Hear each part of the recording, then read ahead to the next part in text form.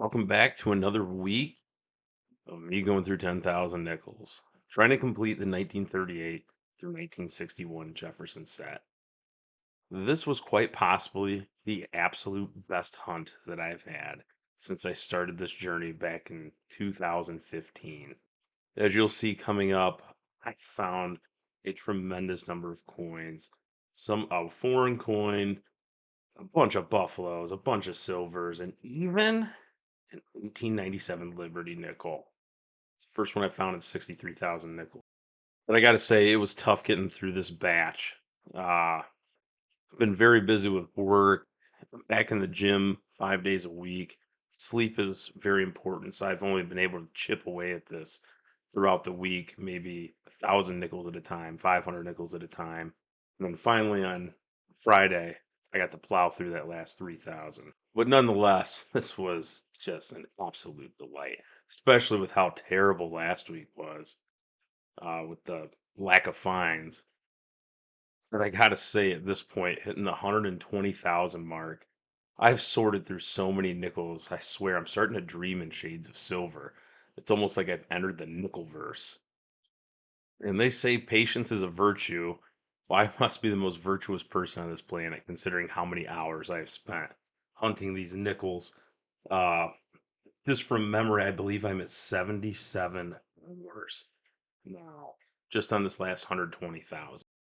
But I have considered asking if my wife would like to join, but I already know the answer, and honestly, I'd rather she not nickel and dime herself to sleep going through these nickels. But I love it. It's enjoyable. Hope you guys enjoy it too. I got some close-ups coming up and the tally so far of everything I have found. And as always, if you got any questions, leave a comment below.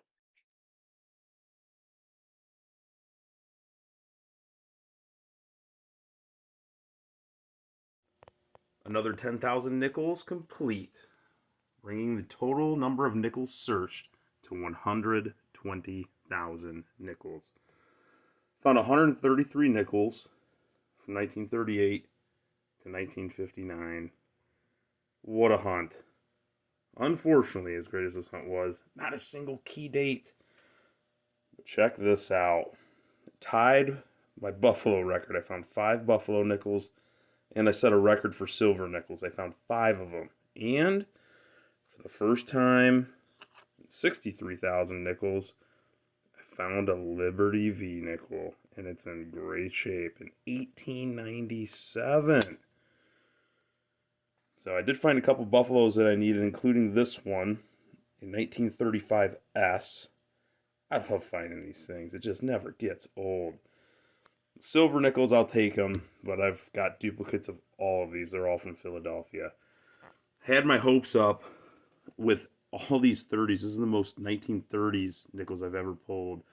I believe every single one is a 1939. Not a single one had a mint mark of any kind. I got to be getting close. Anyway, handful of Canadians. Found my first foreign coin in quite some time. This is a one Krone, something to that effect. It's from Norway. It's from 1997, I believe. A Krone, not a corn. It's got a cool little duck on top too. And then, of course, handful of the modern coins. They appear to be in exceptional condition. I'll set these aside. I didn't see too many of these this time around. I only pulled one from my birth year of 1988. But I've got modern coin books that I work on as well. See if I need any upgrades. One thing I've noticed is kind of a trend. You see, I got some pennies sitting up here. It seems when I'm pulling pennies, these are usually pretty good boxes. And then for the guys out there that like these 2009s, I did see a single 2009 Denver. Anyway, I'm going to get this totaled up, and I'll have some close-ups of a couple of my favorite coins, including the Liberty. All right, I stand corrected. We filled some holes today. These were 2 that I found out of this last batch at 10,000, a 1942D and a 1942 Philadelphia Silver War nickel. Didn't find anything I needed for the original book. Still got a ways to go on that. Still need the 38S, the 39D, and these two silvers down here. As you've seen in the other books, I found this 1950D in my very first box. And I thought, well, I'll have this set completed in no time. Ha! I did get one upgrade. It's a 1958 Philadelphia. A little bit more hair detail versus the one that's been in there for a while. No complaints there. And some of the Buffaloes that I found filled some spots. Got myself a 1917 that I needed. Also a 1928. I found two of those. This one thankfully did not need any kind of an acid wash or vinegar bath, whatever you want to call it. Believe it or not, I even found a San Francisco, a 1935. I initially thought it was a D, and thankfully I put it underneath the microscope, and it was a San Francisco. And then here's the, I guess say the true gem of this hunt. It's 1897 Liberty. So these are all the Liberty nickels that I have found in my entire life. So you can see these two right here. These are the ones that I found when I originally started working on nickels.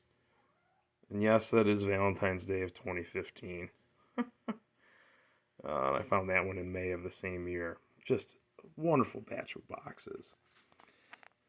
And over here, here's two other Buffalo nickels that I found. So the one on the left, that's the other 1928 that I had found. The one on the right is a 1916, however, it was dateless. You couldn't see the date on it, so I soaked this in Nicodate for about 40-50 seconds, and it produced the date that it was. It makes the coin look really rough, but you don't know what it is until you wash it off.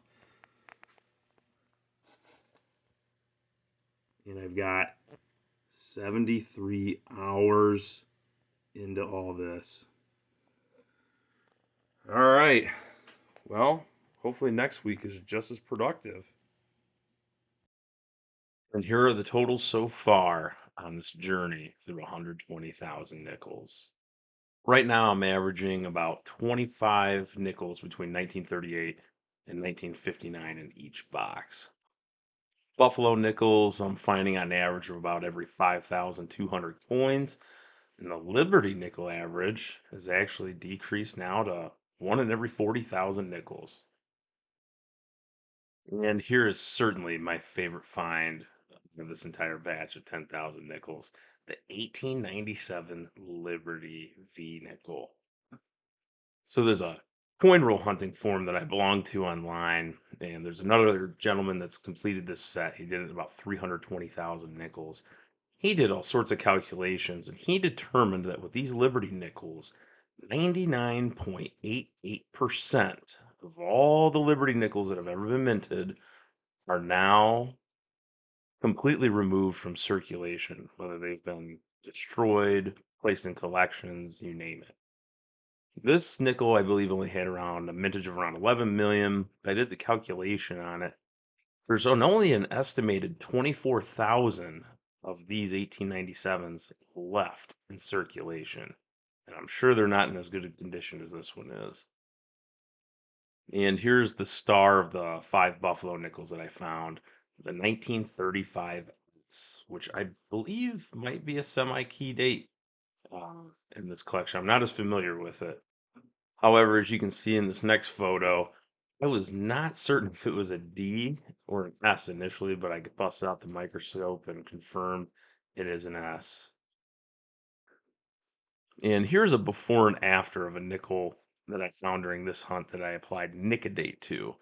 As you can see, when I found it, there is completely no date on that nickel. So it's some kind of an acid. I'm not sure exactly what it is. I know you definitely don't want to get it in your eyes or leave it on your hands. It's pretty corrosive. But you put this on the coin, let it sit there for 10, 20, 30, 40 seconds. Each coin's different. As soon as you can see that date, wash it off with water, pat it dry gently, and see if you need the coin or not. It does unfortunately make it look not as nice. It's definitely not as appealing to the eye, but it is what it is.